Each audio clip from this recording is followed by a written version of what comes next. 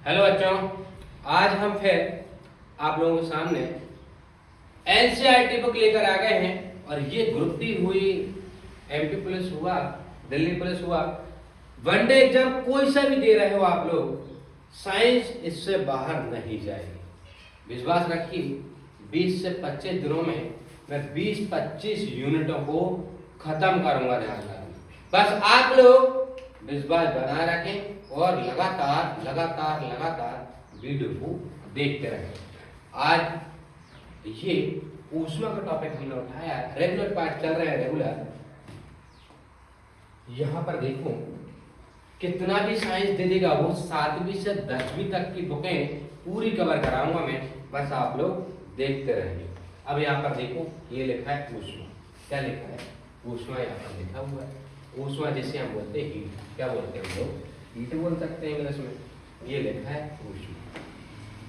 आप जानते हैं कि सब ज्ञानी बाबा हैं, आप लोग जानते हो, आप जानते हो कि ऊनी वस्त्र जातब रेशों से बनाए जाते हैं।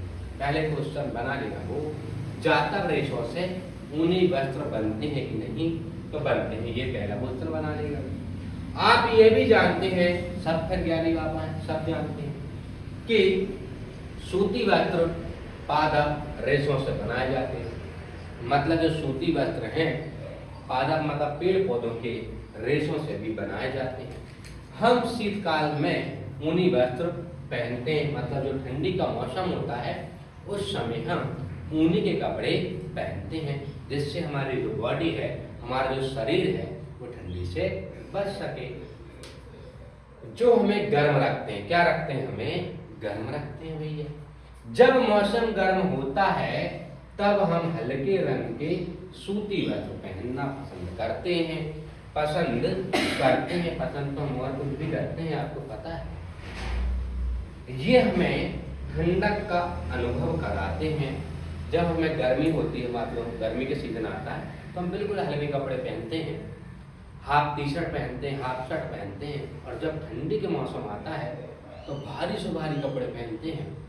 और आपको पता है, ठंडी से बचने के लिए हम जैकेट, ट्रैक सूट भी पहनते हैं। आप यह जानने के लिए आवश्यक ही उत्सुक होंगे, मतलब जिज्ञासु होगी, आपके अंदर जिज्ञासा होगी कि किसी विशेष ऋतु के लिए विशेष प्रकार के वस्त्र ही क्यों उपयुक्त होते हैं। ये बात सही है कि भैया कुछ विशेष मौसम के लिए कुछ विशेष कपड़े बनाए गए हैं।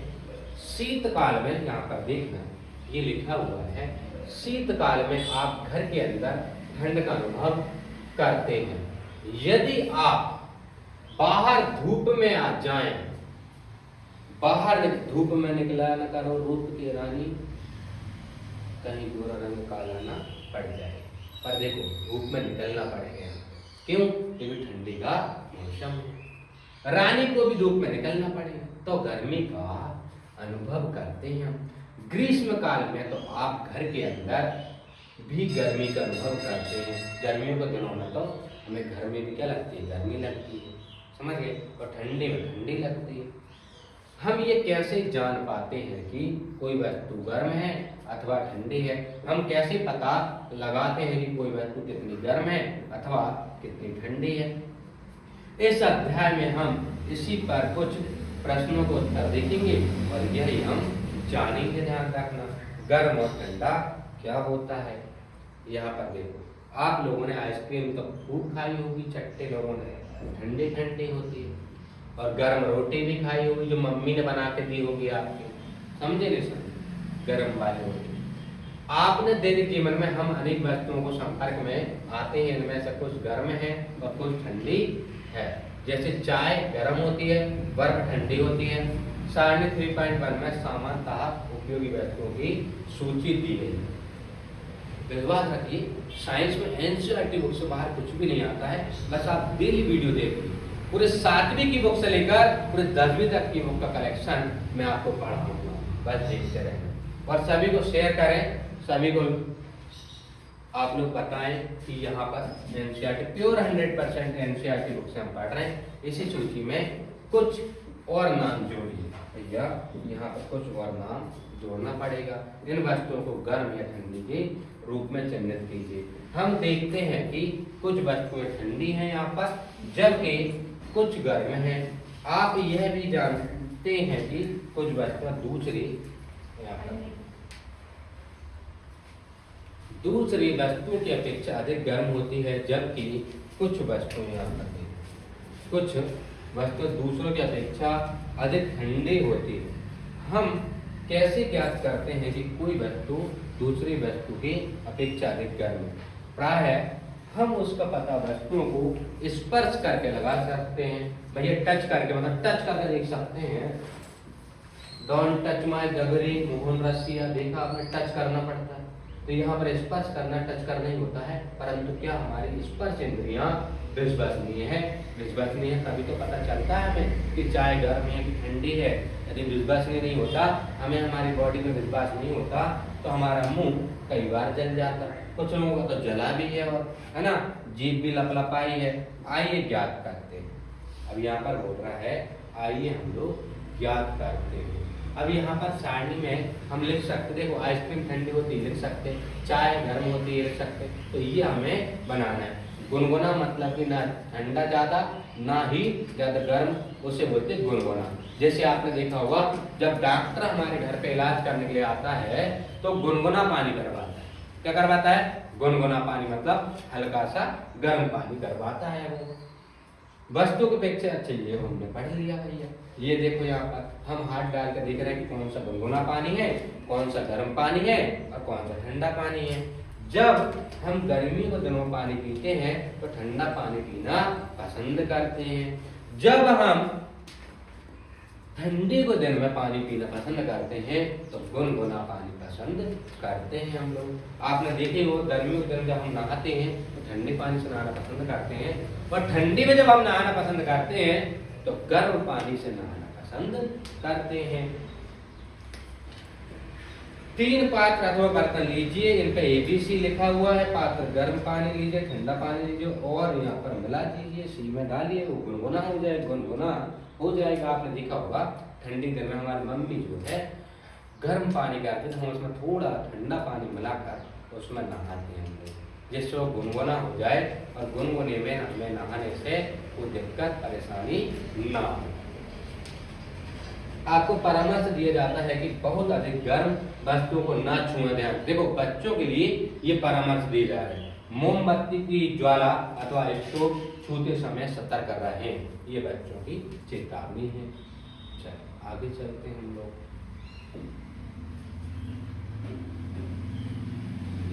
इस पेज पे आ गए। अब यहाँ पर देखो, हाथ को पात्र में तथा दाहिने में, ये मैंने बता दिया तीनों पात्र का। अब हम देखेंगे यहाँ पर गुनगुना, है ना। सुनिश्चित कीजिए कि पानी इतना गर्म ना हो कि आपका हाथ जल जाए। मतलब ये बोल रहा है पानी इतना गर्म नहीं होना चाहिए जिससे आपका हाथ जले। ध्यान रखें।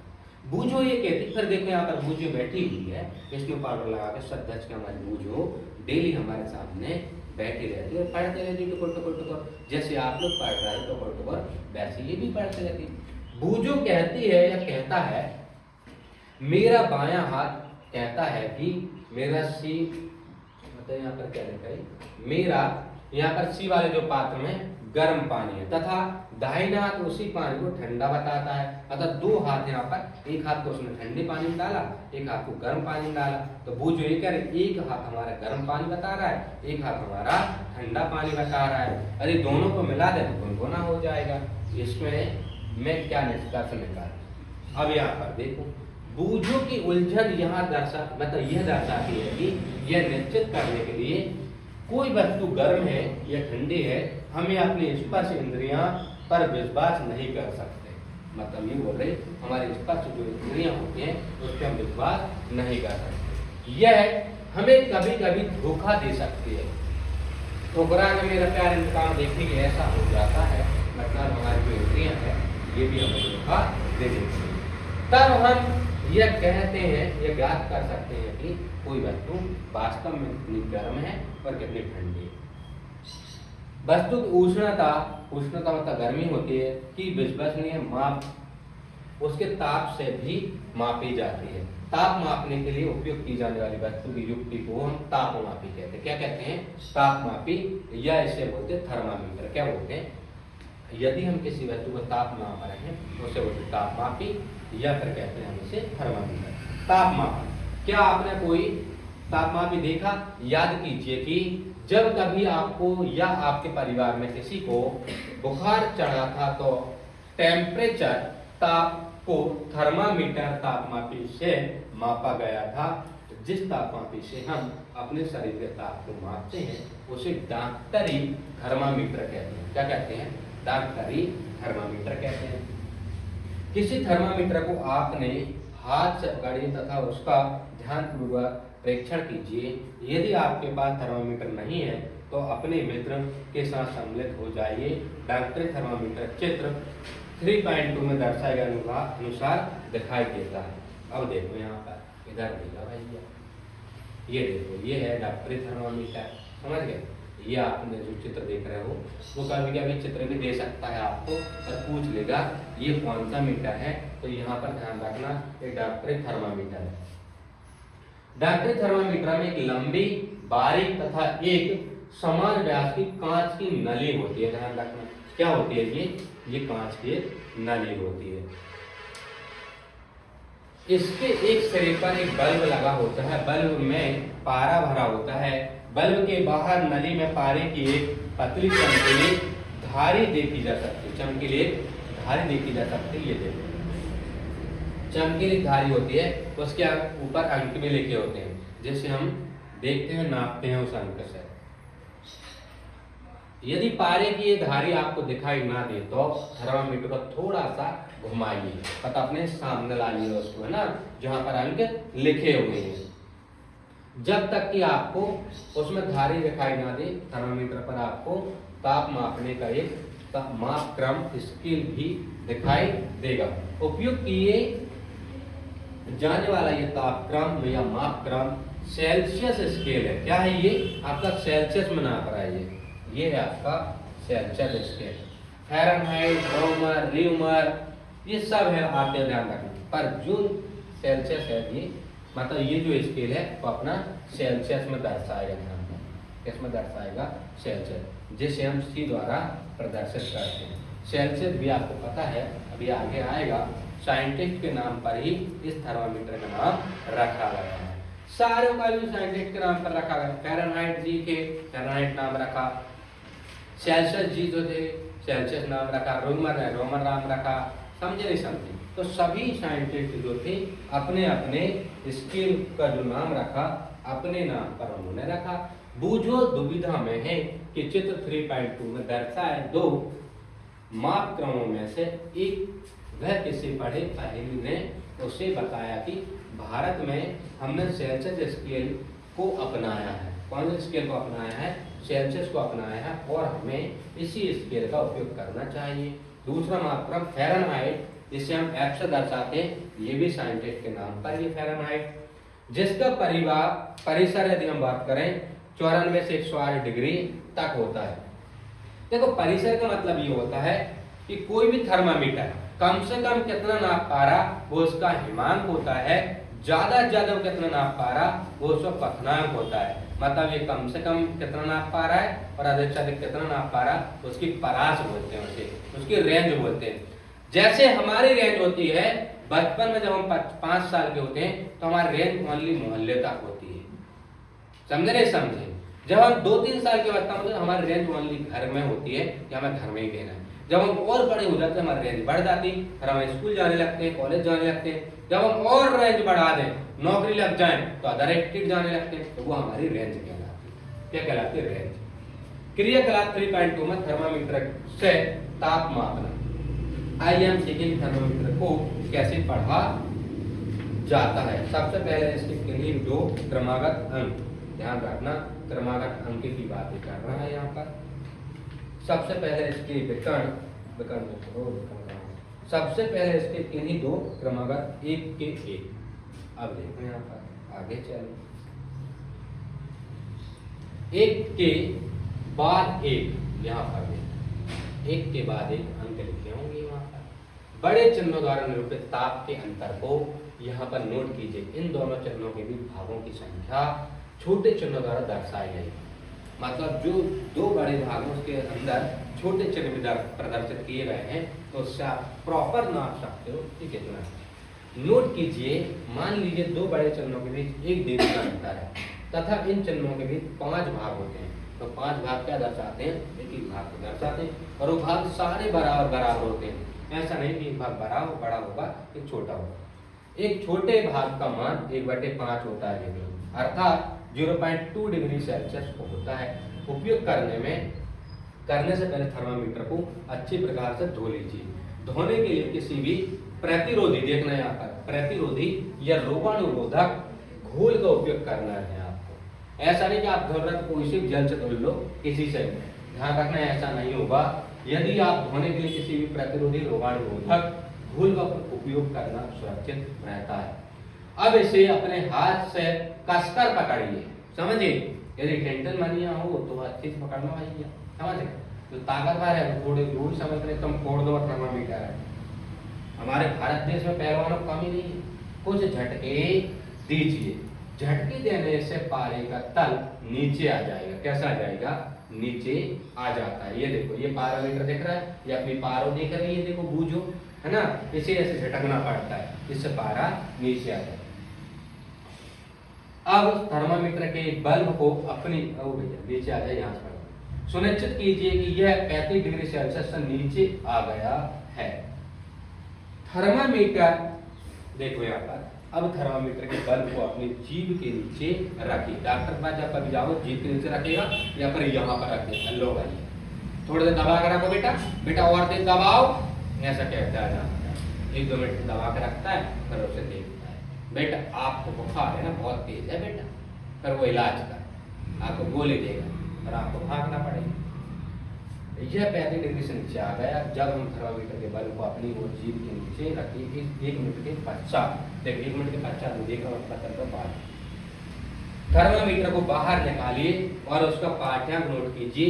यह अपने शरीर का ताप है। ताप को सदैव उसके मात्रा डिग्री सेल्सियस के साथ व्यक्त करना चाहिए। आपने अपने शरीर का ताप कितना नोट किया है? मानव शरीर का सामान्य ताप यदि हम देखें तो 37 डिग्री होना चाहिए या 36.9 डिग्री होना चाहिए। वो अप्रॉक्स कितना कहलाता है? 37 कहलाता है। ध्यान दीजिए कि ताप को ताप को इसके मात्रा के साथ व्यक्त किया गया है।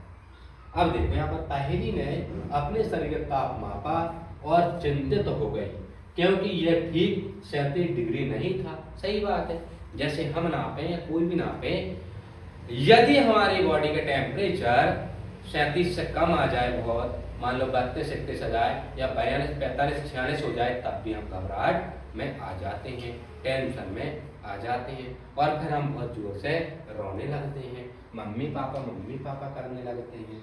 आइए पहले को विश्वास दिलाएं कि उसके साथ कोई समस्या नहीं। डॉक्टर थर्मामीटर की सहायता से अपने कुछ मित्रों, कम से कम 10 मित्रों के शरीर का ताप मापिए। आपने परीक्षणों की सारणी लिखी, मतलब सभी का नाप कर परीक्षण यहाँ पर लिखना है। ये देखो बूझू नाप रही है।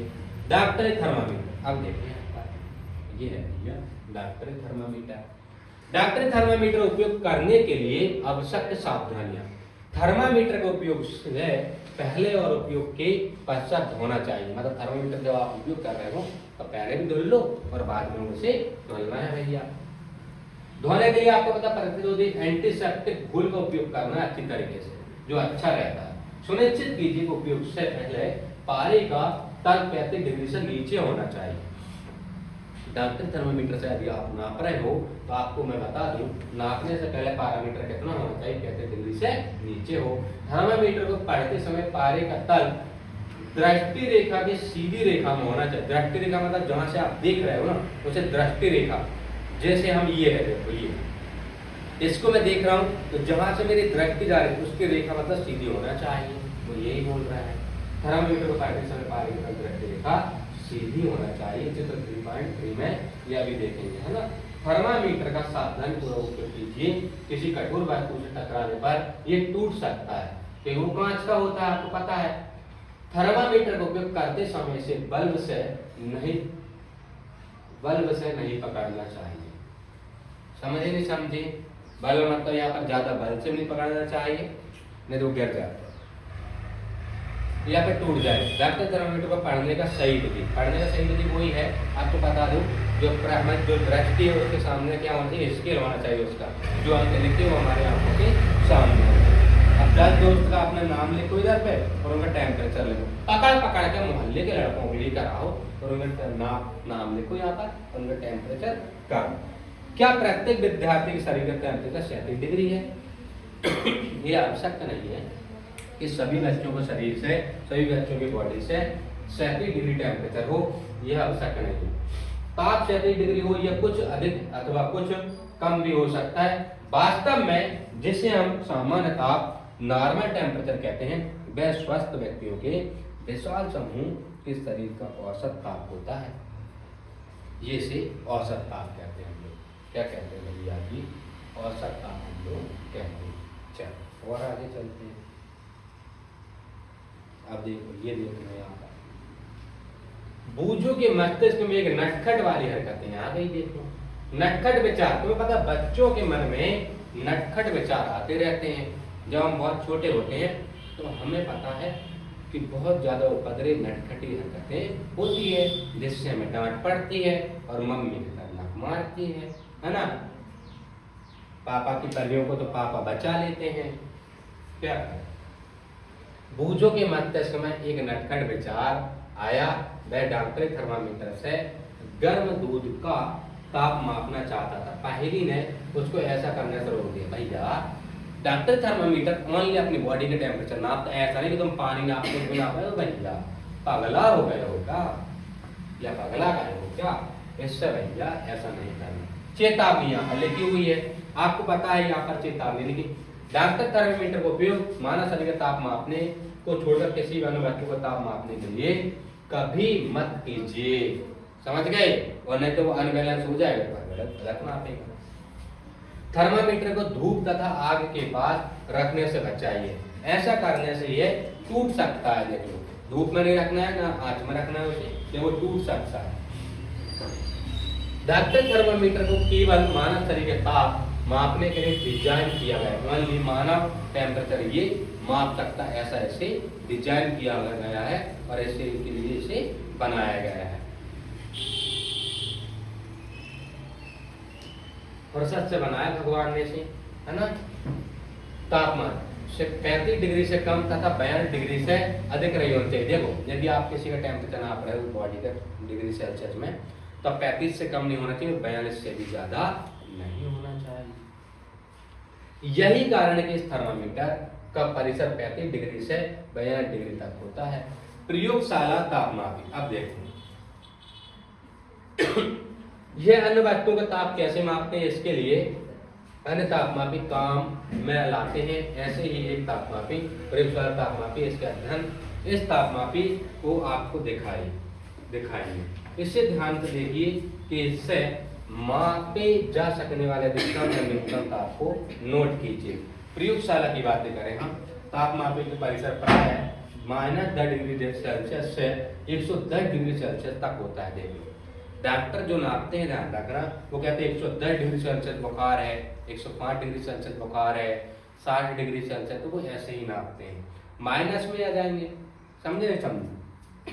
तो चित्र हम आगे देखेंगे। जैसे आपने डॉक्टर थर्मामीटर में किया था, उसी प्रकार इस तापमापी के भी किसी सबसे छोटे भाग तथा द्वारा दर्शाए जाने वाले ताप का मान ज्ञात कीजिए। तापमापी द्वारा दर्शाए गए ताप को ठीक ठीक पढ़ने के लिए आपको ताप के इस मान की आवश्यकता होगी। अब यहाँ पर देखो, विभिन्न प्रयोजनों के लिए विभिन्न प्रकार के तापमापी उपयोग किए जाते हैं। आपको पता है, अलग अलग चीज नापने के लिए अलग अलग तापमापी होते हैं। यदि फ़ारेनहाइट नापेंगे तो फ़ारेनहाइट का स्केल लेना पड़ेगा। यदि रोमर का नाप रहा है तो रोमर का स्केल लेना पड़ेगा। र्यूमर का नाप रहा है तो र्यूमर का स्केल लेना पड़ेगा। ये ओनली सेल्सियस का स्केल है, ये ओनली सेल्सियस में बताएगा, ध्यान रखना। अधिकतम तथा न्यूनतम तापों की जानकारी देने के लिए अधिकतम न्यूनतम तापमापी का उपयोग किया जाता है। अब इधर आ जाए, ये देखो क्षेत्र। अब देखें कि इस तापमापी का उपयोग कैसे करते हैं हम लोग। ये देखो, ये इसमें डुबाया, देखो कहाँ तक, देखो फिर इसे पढ़ना पड़ेगा। प्रयोगशाला हमें ऐसा प्रयोग करना पड़ेगा। किसी बीकर अथवा मग में नल को थोड़ा सा जल लीजिए, नल का थोड़ा सा जल लीजिए। तापमापी को जल में इस प्रकार डुबोइए कि इसका बल्ब तो जल में डूबा रहे, लेकिन वह बर्तन की तली अथवा दीवारों को स्पर्श न करे। तापमापी को जल में ऊर्ध्वाधर, मतलब यहाँ पर ऐसी खड़ी रखें इसे, ठीक है। रखते हुए इसमें पारे के तल की गति को देखिए। तब इस पर प्रतीक्षा कीजिए कि जब तक कि नली में पारे का तल स्थिर न हो जाए। तापमापी पाठ्यांक नोट कीजिए। यह इस समय जल का ताप है। कक्षा में विभिन्न विद्यार्थियों द्वारा मापे गए जल के ताप की तुलना कीजिए। क्या इन मापों में कुछ विभिन्नताएं हैं? संभव कारणों पर चर्चा कीजिए। अब देखो यहाँ पर, ये देखो प्रयोगशाला तापमापी। अब देखो यहाँ पर प्रयोगशाला तापमापी का उपयोग करते समय डॉक्टर एक थर्मामीटर का पाठ्यांक तल नहीं, यहाँ पर पाठ्यांक लेते समय बरती जाने वाली सावधानी, मतलब यहाँ पर आपको क्या क्या सावधानी रखना है इसे नोट करते टाइम। अतिरिक्त निम्नलिखित सावधानी बरतनी चाहिए। तापमापी को ऊर्ध्वाधर रखना चाहिए, मतलब यहाँ से खड़ा, तिरछा नहीं होना चाहिए। तापमापी का बल्ब चारों ओर से उस पदार्थ से घिरा होना चाहिए जिसका ताप मापना है। बल्ब बर्तन की दीवारों से नहीं छूना चाहिए, मतलब बीचों बीच आपको रखना है। आपने गिलास में जल लिया, इसको सीधे ऐसे रखना है, किसी भी सतह को टच नहीं करना है, साइड वाली, और बीचों बीच रखना है आपको, और तिरछा भी नहीं करना, ये सावधानी है। अब देखो फिर बूझो क्या बोल रही है। बूझो को अब समझ में आ गया कि उच्च तापों को मापने के लिए डॉक्टर थर्मामीटर का उपयोग क्यों नहीं करना चाहिए, लेकिन वह अब भी उलझन में है कि क्या प्रयोगशाला तापमापी द्वारा उसके शरीर का ताप मापा जा सकता है। वह ऐसी उलझनों में है अपनी बूझो।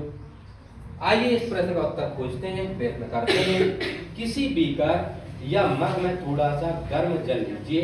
तापमापी के बल्ब को जल में डुबोइए।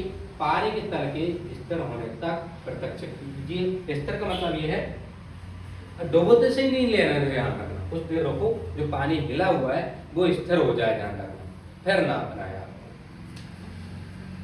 जब पारे का तल स्थिर हो जाए तो ताप नोट कीजिए। अब तापमापी को जल से बाहर निकालिए। ध्यानपूर्वक देखिए कि अब क्या होता है। क्या आप देखते हैं कि जैसे ही तापमापी को जल से बाहर निकालते हैं, पारे का तल गिरने लगता है। इसका अर्थ है कि किसी प्रयोगशाला तापमापी द्वारा ताप का पाठ्यांक तभी नोट करना चाहिए जब उसका बल्ब जल या वस्तु में रखा है जिसका ताप मापना है, ठीक है। स्मरण कीजिए कि राम राम नहीं भजना है तुम्हें, राम राम तो फिर भजना ही है आपको, है ना। अपने शरीर का ताप मापते समय आपको पाठ्यांक नोट करने के लिए थर्मामीटर को मुंह से बाहर निकालना पड़ता है। ऐसा नहीं कि मुंह में आपका थर्मामीटर रखा फिर ही नाप ले, ऐसा नहीं, समझ के बाहर निकालना पड़ेगा, ऐसा आपको देखना पड़ेगा। ऐसा आपकी आंखें आदि अच्छी होगी, पाठ्यांक को सामने रखना, समझ गए। अब चलो आगे, इधर आओ भैया। आप प्रयोगशाला तापमापी देखो, आप प्रयोगशाला तापमापी को अपने शरीर का ताप मापने के लिए उपयोग कर सकते हैं। स्पष्ट है कि प्रयोगशाला तापमापी उपयोग इस प्रयोजन के लिए सुविधाजनक नहीं है। डॉक्टर थर्मामीटर यहाँ पर देखो, मुंह से बाहर निकाल लेने पर पारे का तल नीचे या ऊपर क्यों नहीं जाता, समझे नहीं समझे। ये क्वेश्चन आया हुआ है कि डॉक्टरी थर्मामीटर का हम मुंह से निकालते हैं, ऊपर नीचे क्यों नहीं जाता हो, नहीं तो उससे गड़बड़ी हो जाएगी। किसी डॉक्टर थर्मामीटर को फिर से परीक्षण कीजिए। क्या आप बल्ब के पास कोई भी विभंग किंक देखते हैं? विभंग मतलब उसे भंग नहीं करेगा, वो न कम होगा ना ज्यादा होगा, ध्यान रखें। डॉक्टर थर्मामीटर में एक विभंग होता है। विभंग मतलब क्या होता है, वो उसको बनाए रखता है। विभंग का क्या लाभ है, यह पारे के तल को अपने आप नीचे गिरने से रोकता है। देखो विभंग का यही काम है, और नहीं तो आपने थर्मामीटर को मुंह से निकाला और विभंग यदि उसमें नहीं है तो थर्मामीटर का जो तल था वो नीचे गिर जाएगा, जिससे आप सही पाठ्यांक नहीं ले सकते। तो विभंग का काम क्या है कि थर्मामीटर जो टेम्परेचर है उसे नीचे नहीं गिरने देता है। समझ गए? बूझो ये जानने के लिए उत्सुक है कि जब तापमापी का बल्ब किसी वस्तु के संपर्क में आता है तो पारे के तल में परिवर्तन क्यों होता है? तापमापी में पारे का प्रयोग के विषय में अनेक चिंताएं हैं। चिंता ही चिता चिता, चिताएं चिंता चिंता। समझ गए? पारा एक विषाक्त पदार्थ है और यदि तापमापी टूट जाए तो इसका निपटान अत्यंत कठिन होता है। क्या होता है? अत्यंत कठिन होता है। आजकल तेरे मेरे चर्चे, आजकल नहीं, आजकल अंके लिखा है, आजकल तेरे मेरे चर्चे वो गाना है, बट यहाँ पर अंके लिखा हुआ है। अंके तापमापी, अंक मतलब डिजिटल अंक आ रहे हैं हम तो थर्मामीटर पे, जो देखने में सरलता होती है। आप गिनती तो आती है। डिजिटल थर्मामीटर उपलब्ध है जिनमें पारे का उपयोग नहीं होता है। अब देखो यहाँ पर, ये देखो, ये कोई अंक नहीं है उसके ऊपर, पूरे स्लाइड पे स्केल नहीं है, बट यहाँ पर डायरेक्ट बताता है। ये देखो 37 डिग्री सेल्सियस, आप इसको रखो, अंक मतलब उसमें आपका स्केल नहीं होता, डायरेक्ट यहाँ पर बताता है। डिजिटल है ये नए जमाने का। ऊष्मा का स्थानांतरण, संभवतः आपने देखा होगा कि जब किसी बर्तन को ज्वाला पर रखते हैं तो वह तृप्त हो जाती है, तृप्त मतलब गर्म हो जाती है।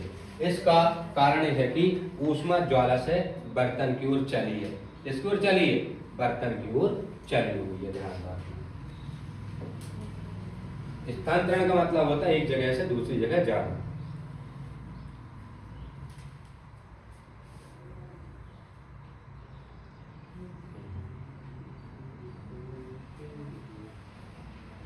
जाती है। जब बर्तन को ज्वाला से हटा लेते हैं तो यह धीरे धीरे ठंडा हो जाता है। आपको पता है यह ठंडा क्यों हो जाता है?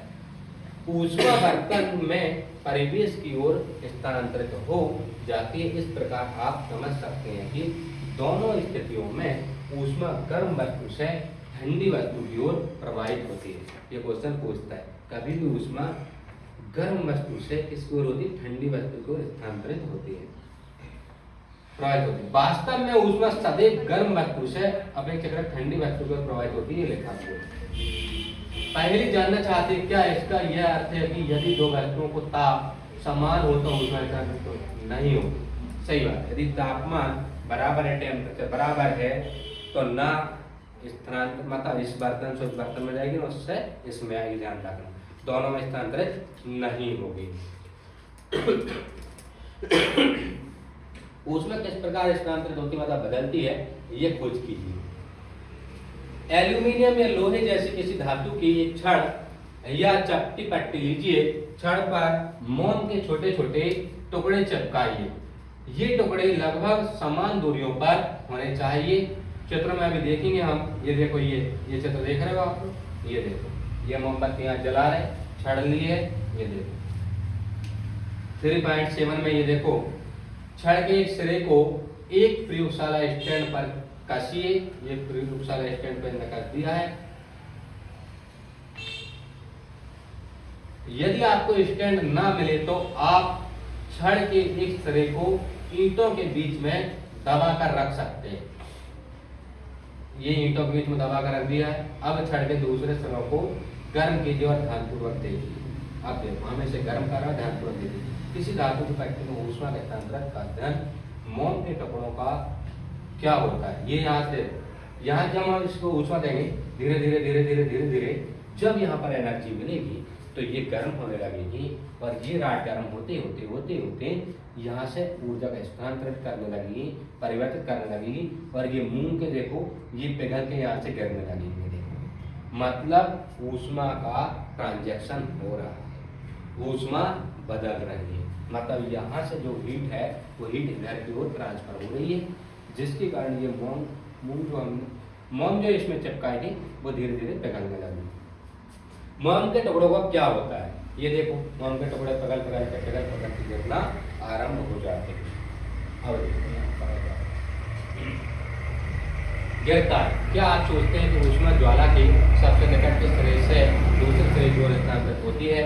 यह वह प्रक्रम जिसमें ऊष्मा किसी वस्तु के गर्म सिरे से ठंडे सिरे की ओर स्थानांतरित होती है। देखो गर्म सिरे से कहाँ जा रही है, ठंडे सिरे की ओर, ध्यान रखना।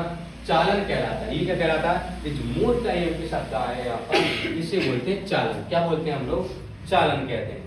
ठोसों में ऊष्मा प्राय चालन के प्रक्रम द्वारा स्थानांतरित। देखो ये क्वेश्चन कितनी बार आ चुका है पेपर में कि ठोसों में कभी भी ऊष्मा स्थानांतरित हो रही हो वो चालन के द्वारा होती है। किसके द्वारा होती है, चालन के द्वारा।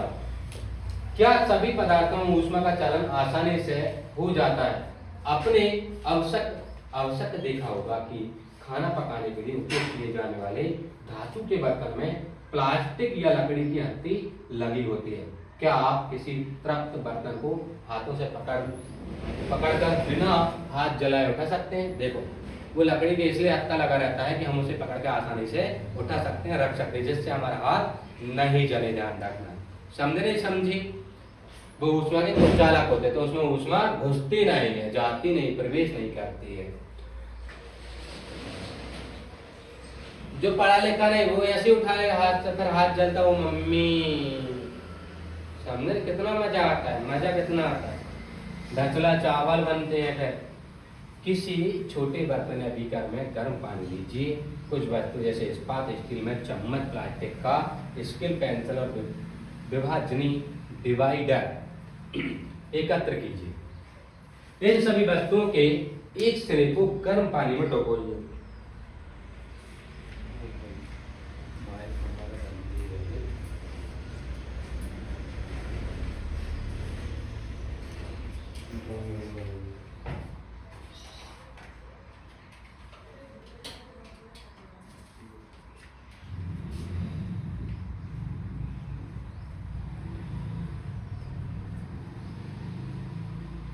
ठीक है, अभी आवाज थोड़ी कम आ रही होगी आपको, बट आप प्रॉपर आएगी, ध्यान रखना।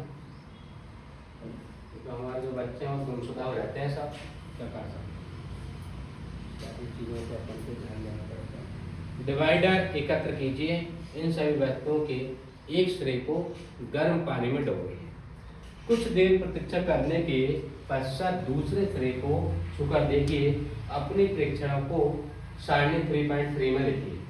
आप यहाँ पर परीक्षण की कर सकते हैं। यहाँ पर देखो स्टील की चम्मच, धातु है नहीं है, गर्म हो रही नहीं हो रही, यहाँ पर एक सारणी बना सकते हैं। जो पदार्थ अपने से होकर ऊष्मा को आसानी से जाने देते हैं उसे ऊष्मा का चालक कहते हैं। पहली बात है यहाँ पर देखो, कोई भी ठोस वस्तु से ऊष्मा एक जगह से दूसरे जगह जा रही है तो चालन द्वारा जाती है। चालन द्वारा का मतलब होता है एक कण यहाँ से देखो,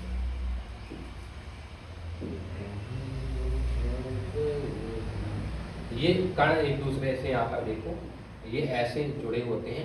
ये कण गर्म होगा पहले, फिर ये, फिर ये, फिर ये, फिर ये, फिर ये, फिर ये, तो यहाँ से ऊष्मा का चालन होता है। और ठोस में ध्यान रखना, ठोस में हमेशा चालन के द्वारा ऊष्मा चलती है।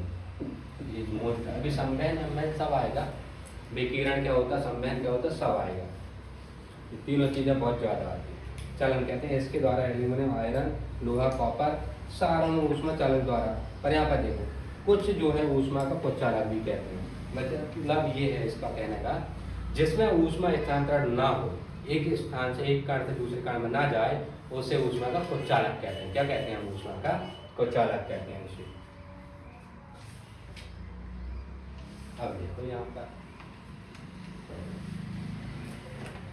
जैसे प्लास्टिक तथा लकड़ी कुचालकों को ऊष्मारोधी भी कहते हैं। आपको पता है कि प्लास्टिक में ऊष्मा स्थानांतरित नहीं होती है, लकड़ी में भी स्थानांतरित नहीं होती है। जल तथा वायु ऊष्मा के कुचालक होते हैं। जल भी यहाँ पर जो कुचालक होता है, वायु पर एक बार मैं बता दूं, जो शुद्ध जल होता है वो सुचालक होता है।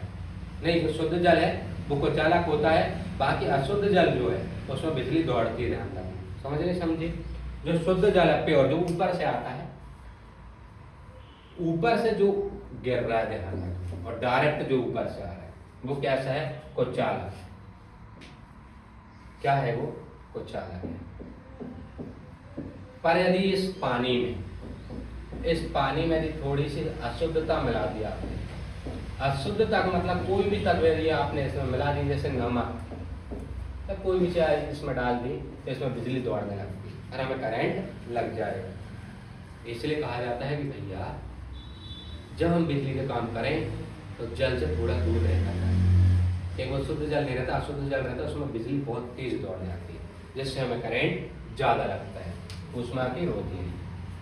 जल तथा वायु ऊष्मा के कुचालक होते हैं। देखो यहाँ पर वायु भी क्या है, ऊष्मा की कुचालक। वायु में यदि विद्युत दौड़ने लगती है ना तो हम रह नहीं पाते, मर जाते हैं। क्योंकि आज हम खड़े हैं जहाँ पर, जहाँ भी चलते, जहाँ पर भी जाते, हर जगह वायु है। यदि वायु में यदि दौड़ने लगती तो फिर तो काम ही खत्म हो जाता है। तब इन पदार्थों में ऊष्मा स्थानांतरण कैसे होता है, आइए पता कीजिए, या पता लगाएं। क्या है, गोल पेन, यहाँ पर लिखा हुआ है, गोल पेन एक फ्लास्क लीजिए, ना हो तो बीकर लिया जा सकता है, इसे जल से 2/3 भरिए। 2/3 मतलब कुछ इसे भर ले। आप चित्र देख लेंगे अभी हम। इसको किसी तिपाई पर रखें। तिपाई मतलब यहाँ पर तपने वाली चीजों पे, ये देखो, ये जल से ऊष्मा का संवहन। देखो संवहन कैसे होता है समझ में आएगा। चालन आपने देख लिया। चालन का मतलब होता है एक कण दूसरे कण को ट्रांसफर करेगा, दूसरे कण तीसरे कण को ट्रांसफर करेगा, उसे बोलते हैं हम चालन। और ठोसों में हमेशा चालन होता है। क्या होता है, चालन।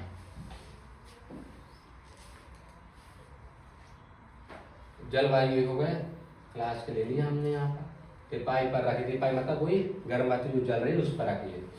फ्लास्क को रखने का कोई ऐसा प्रबंध कीजिए जिससे कि आप इसके नीचे एक मोमबत्ती रखकर इसे गर्म कर सकें।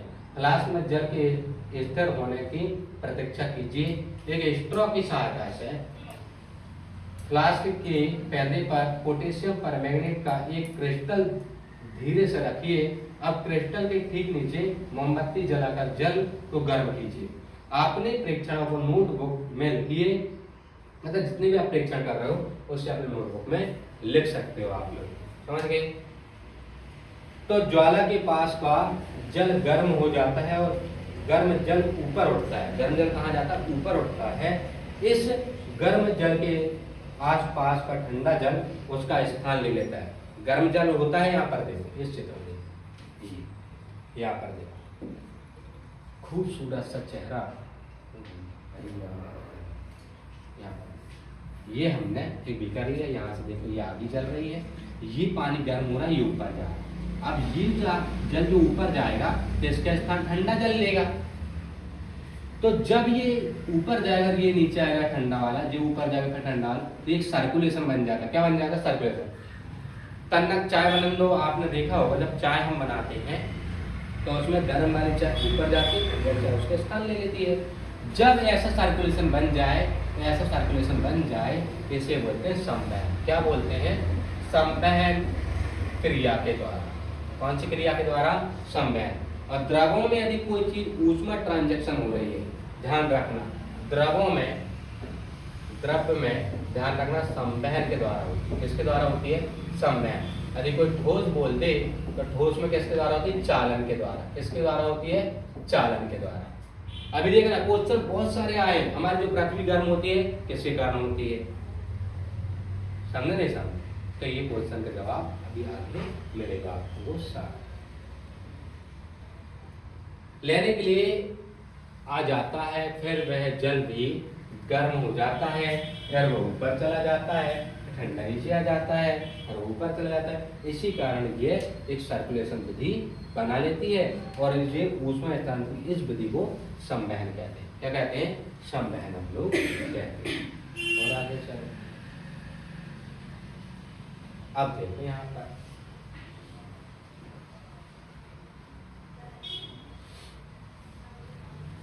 यदि नहीं हो तो कौन सा हाथ अधिक गर्म अनुभव करता है। अब देखो ये दो हाथ, ये मोमबत्ती जल रही है।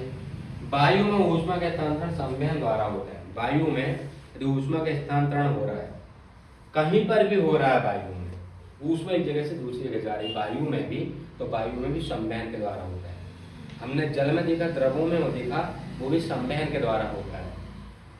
यहाँ पर देखो ऊष्मा ट्रांजैक्शन हो रही संवहन के द्वारा, पर ये वाला हाथ जल्दी गर्म होगा, ये थोड़ा लेट गर्म होगा। क्यों, क्योंकि ये पास है, ये दूर है। देखा ना कभी कभी आपने। जैसे हम बोल सकते हैं हमारे शरीर की यदि हम बात करें, हमारे प्रवृत्ति जो मानव जिंदगी की है, हमारा बाप जब जो मारता है तो बहुत तेजी से मारता है और महतारी मारती बहुत धीरे से। तो संवहन ज्यादा कहाँ पर होता है, आपको पता है, जब हमारे पिताजी मारते हैं, ध्यान रखिए, संवहन बहुत तेज होता है, और महतारी चुट चुट धीरे धीरे मारते हैं, तो वहां संवहन कम होता है। पिताजी मार देते, ये सुबह शाम तक हम लौट घर नहीं आते हैं, और महतारी मारते तो 1 घंटा में घर आ जाते हैं। तो वो ये सावधान, अपने हाथों को ज्वाला से सुरक्षित दूरी पर रखिए जिससे कि वे जले नहीं। ये चेतावनी आपके लिए, ये तो आप लोग खतरनाक हो, अपने गुरुदेव ने ऐसा बताया था, हम भी प्रयोग करके देखते हैं।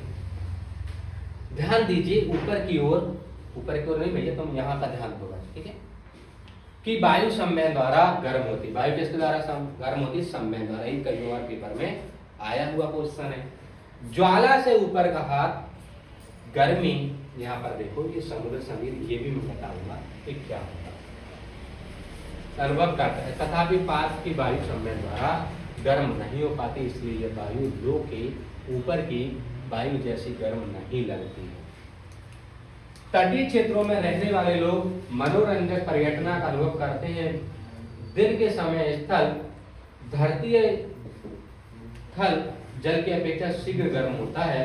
स्थल के ऊपर की वायु गर्म होकर ऊपर उठती है और ठंडी नीचे आती, फिर ऊपर उठती, फिर तो ये भी संवहन की प्रक्रिया होती है। अब देखो यहाँ पर कई बार होता समुद्र समीर कहते हैं इसे, मतलब ये है, यहाँ पर देखो, यदि हम इसे समझे, ये चित्र को यहाँ पर देखो, ये चित्र है आपके सामने, यहाँ पर ये है समुद्र, ये समुद्र का पानी है जो हमने तट लिया हुआ है। क्या होता है, यहाँ से देखो ये संवहन, ये चित्र लगेंगे, ये देखो एरो लगे दिख रहे होंगे आपको, ऐसे, ये एरो वो वाले नहीं है कि आपको जाना है इधर, जाना नहीं है, ये एरो धीरे धीरे ऊपर ऊपर तरफ संवहन बनकर आएंगे। मतलब यहाँ पर अभी हम बनाए तो यहाँ पर देखो ऐसा ये सर्कुलेशन बना रहेगा।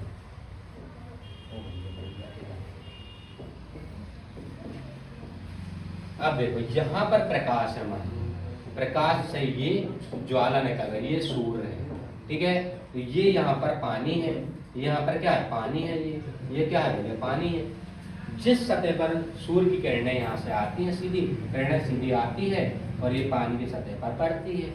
जब पानी की सतह पर पड़ती है तो यहाँ का पानी गर्म होता है, और गर्म होता है तो ये पानी कहाँ जाता है, ऊपर जाता है उठ के। जब ये मतलब भाप बन के ऊपर जाएगा और इसकी जगह दूसरा पानी ले लेगा, तो फिर दूसरा ठंडा पानी नीचे आएगा, फिर ये ऊपर। तो ये जो क्रिया है, ये भी अपनी तन्नक चाय बनाने वाले मैंने अभी बताया था, वैसे ही ये भी क्रिया होती है। और इस क्रिया को भी क्या कहते हैं, संवहन कहते हैं। क्या कहते हैं, संवहन। समझ गए। कुएं का पानी गर्म होता है, आपको पता है,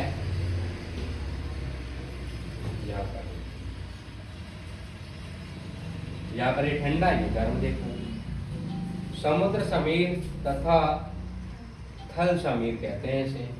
आपने देखा होगा कि गर्मियों के दिनों में हमारा जो कुआं है उसका पानी बहुत ठंडा होता है गर्मी के दिन, और ठंडी के दिन में उसका पानी गर्म होता है। इसी विधि के कारण चलता है, ध्यान रखना। अब देखो यहाँ पर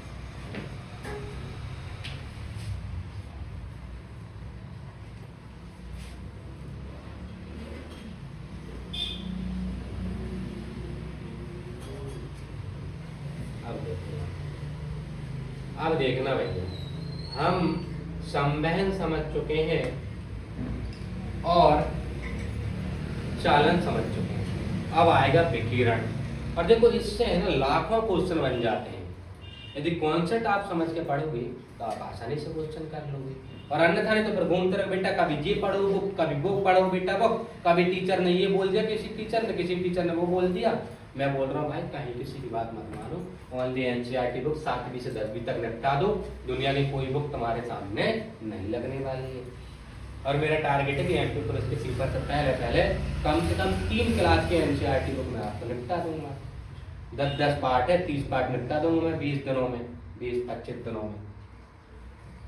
थल समीर कहलाती है इस परिघटना को दर्शाता जब हम धूप में खड़े होते हैं। अब देखना, धूप में निकला न करो रूप की रानी, गोरा रंग काला ना पड़ जाए, पर क्या करें, निकलना पड़ता है ना। तो हम गर्माहट अनुभव करते हैं, सूर्य से हम तक ऊष्मा कैसे पहुंचती है, ये चालन अथवा संवहन द्वारा हम तक नहीं पहुंच सकती। देख लो, अब ना चालन द्वारा आएगी ना संवहन द्वारा। क्यों? क्योंकि सूर्य की किरणें बहुत दूर से आती है और बहुत दूर से संवहन की क्रिया नहीं हो पाती है, बहुत दूर से चालन की क्रिया नहीं हो पाती है। समझ गए? अब देखिए, संवहन द्वारा हम तक नहीं पहुंच सकती, ना ही चालन द्वारा, क्योंकि दोनों प्रक्रम में ऊष्मा स्थानांतरण के लिए माध्यम आवश्यक होता है। क्योंकि पृथ्वी तथा सूर्य के बीच अधिकांश स्थान में कोई भी माध्यम नहीं होता है। देखो, जब सूर्य से हमारे तक प्रकाश आता है तो कुछ स्थान ऐसे जहाँ पर कोई भी माध्यम नहीं होता है, और चालन के लिए माध्यम होना बहुत जरूरी है और संवहन के लिए भी माध्यम का होना बहुत जरूरी है। जैसे वायु नहीं है, सूर्य से हम तक ऊष्मा एक अन्य प्रक्रम द्वारा आती है, जैसे विकिरण कहते हैं। क्या कहते हैं हम लोग? विकिरण कहते हैं। क्या कहते हैं? विकिरण कहते हैं। विकिरण द्वारा ऊष्मा के स्थानांतरण में किसी माध्यम जैसे वायु अथवा जल की आवश्यकता नहीं होती। मध्यम विद्यमान हो या ना हो, विकिरण द्वारा ऊष्मा का स्थानांतरण हो सकता है। जब हम किसी तापक हीटर के सामने बैठते हैं तो हमें इसी प्रकार द्वारा ऊष्मा प्राप्त होती है। ये देखो, ज्वाला से हटाकर रखा कोई गर्म बर्तन ठंडा होते समय अपनी कुछ ऊष्मा के विकिरण द्वारा ही परिवेश को स्थानांतरित करता है। हमारा शरीर विकिरण द्वारा ही परिवेश को ऊष्मा देता है तथा उससे ऊष्मा ग्रहण करता है। सभी गर्म पिंड विकिरणों के रूप में ऊष्मा विकिरित करते हैं। ऊष्मा विकिरित करते हैं। जब ये ऊष्मा विकिरण किसी अन्य वस्तु से टकराते हैं तो उसमें कुछ भाग परिवर्तित हो जाता है, कुछ भाग अवशोषित हो जाता है तथा कुछ भाग परागत हो जाता है। ऊष्मा के अवशोषित भाग के कारण वस्तु का ताप बढ़ जाता है। धूप में बाहर जाते समय आपको छाते का उपयोग करने का परामर्श दिया जाता है। जो सबसे ज्यादा बूढ़े व्यक्ति है वो छाता लेकर जाओ। अब हम तो वैसे ही सांवले हैं, हम और का काले भाई है ना, अपना कलर तो ऐसा है, दुनिया में सबसे अच्छा है। सर्दियों तथा गर्मियों में हमारे पहनने के बर्तनों के प्रकार देखिए अलग अलग होते हैं। हम ये चीज पढ़ चुके हैं।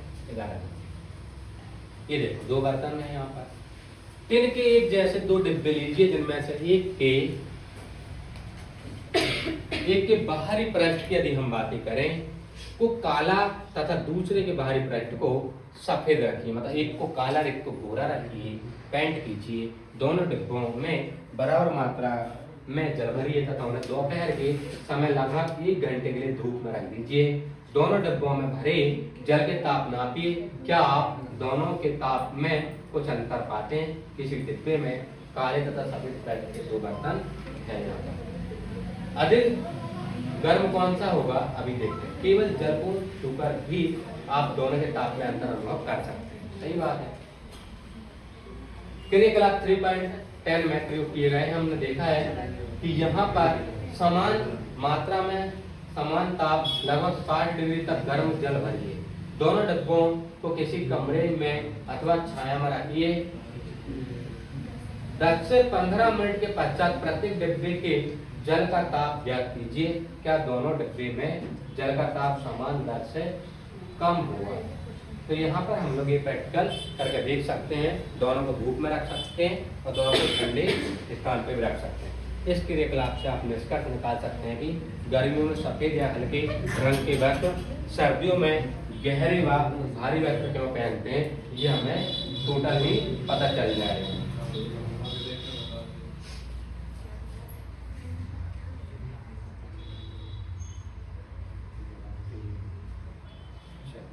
ये आपका लास्ट पेज है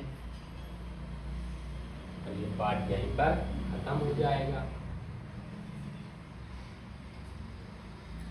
हम अपने घरों को ठंडा या गर्म रखने के लिए कोयला या लकड़ी जैसे ईंधन, हम अपने घरों को ठंडा या गर्म रखने के लिए कोयला या लकड़ी जैसे ईंधन अथवा विद्युत का उपयोग करते हैं। क्या ऐसा भवन बनाना संभव है जिस पर बाहर की गर्मी या सर्दी का कोई प्रभाव ना पड़े? भवन की बाहरी दीवार को यदि ऐसा बनाया जाए कि उसके बीच में वायु की एक परत बंद हो जाए तो ऐसा संभव किया जा सकता है।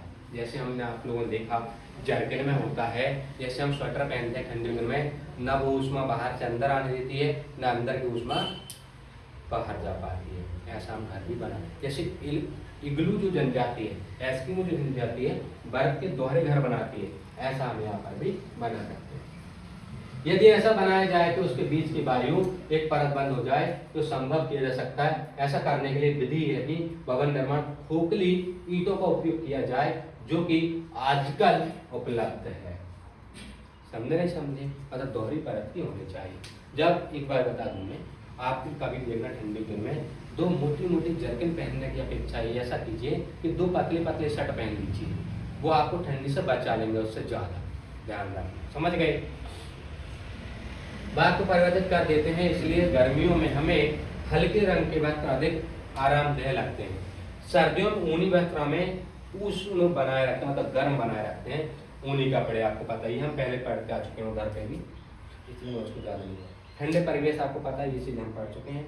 आगे चलते हैं, ये आप देखो यहाँ पर ये कुछ प्रमुख शब्द दिए गए हैं। इन शब्दों को आप लोग नोट करें, पढ़ें। एक शब्द क्या होता है, विकिरण क्या होता है, सम्मेलन क्या होता है, चालक क्या होता है, चालक क्या होता है, चालन क्या होता है, सेल्सियस स्केल क्या होता है, पूर्ति रोधी क्या होता है, ये सब मैंने बताया। अंक के तापमान क्या होता है, थर्मोमीटर तापमान क्या होता है, तापमान, ये शब्द का यदि तुमने इन शब्दों के पूरे के अर्थ यदि आपको पता है तो आप इस यूनिट जो पढ़ी है आपने उसका निचोड़ निकाल सकते हैं। ये पूरे शब्द आपको क्लियर होना चाहिए, ये रामबाण चीज है। समझ गए? अब चलो आगे, सब समझाया उन्होंने। आपने क्या सीखा, आपने क्या सीखा?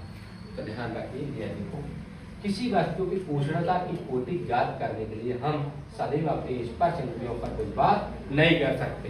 मैंने बताया था, हमें ऐसा लगता था कि हम इंद्रियों पर विश्वास कर सकते हैं, पर विश्वास नहीं कर सकते। एक हाथ हमने गर्म पानी डोबा था, एक हाथ ठंडे पानी, एक हाथ हमारा गर्म बता रहे, एक ठंडा बता रहे, तो यहाँ पर जो हमारी इंद्रियां थी वो फैल हो गई। ताप किसी वस्तु की उष्णता की कोटि की माप है, ये सही है। तापमापी वह युक्ति है जिससे ताप मापा जाता है। डॉक्टर थर्मामीटर का उपयोग शरीर का ताप मापने के लिए किया जाता है। इस थर्मामीटर का परिसर 35 डिग्री से 42 डिग्री होता है। देख लेना, ये क्वेश्चन आया हुआ है, ये पेपर सेट का क्वेश्चन है। थर्मामीटर का परिसर जो है 35 डिग्री से 42 डिग्री तक होता है, ध्यान रखना। इस प्रयोजन के लिए हम प्रयोगशाला तापमापी, देखो प्रयोगशाला तापमापी ये तुम नापोगे तो -10 डिग्री सेल्सियस से 110 डिग्री सेल्सियस तक होता है। पर वो कौन सा है?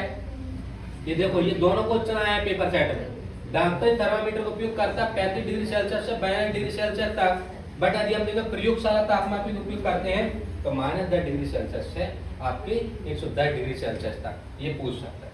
मानव शरीर के सामान्य तापमान, यदि आप स्वस्थ हो, अच्छे हो, तो आपके जो टेम्परेचर है डिग्री सेल्सियस में 37 डिग्री सेल्सियस होना चाहिए आपकी बॉडी का। यदि ये वीडियो अच्छी लगी हो तो चैनल को लाइक करें, सब्सक्राइब करें। थैंक यू, धन्यवाद।